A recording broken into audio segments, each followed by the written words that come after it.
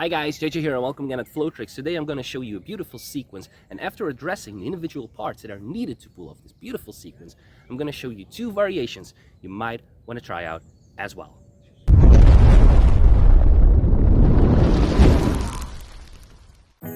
Before getting into the base trick of this video, I already show here the two variations, one with a body bounce and one with a wrist catch from air.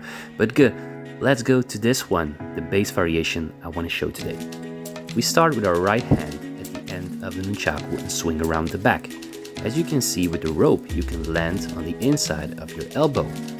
What you can do then is let the nunchaku slide so that the rope ends up on the top of your wrist.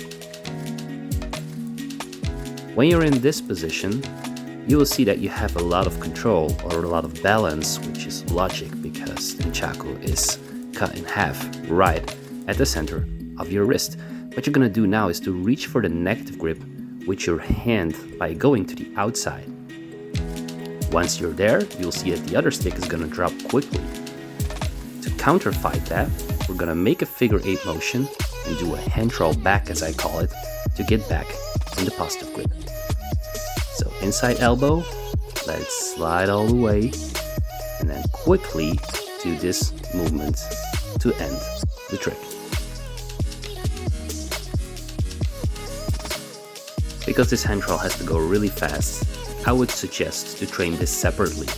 So take the nunchaku in the positive grip, screwdriver stance as I would prefer, and then go for a horizontal figure 8 hand roll.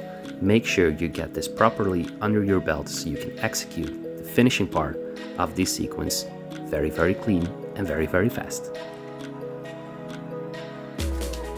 So the base version was catching inside elbow and then let it slide. What I want you to try now is do an aerial behind the back and catch it directly on the top of your wrist.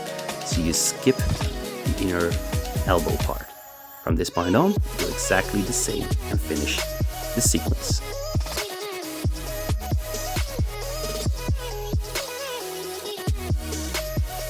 So now we have seen the inner elbow and the slide to the wrist and the direct catch on the wrist from the aerial behind the back.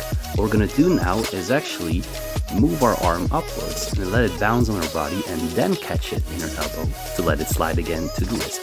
So bounce, inner elbow, wrist, and then figure 8 out. One last execution tip is to move your weight from one leg to the other. This way you will make the entire thing a bit more dynamic.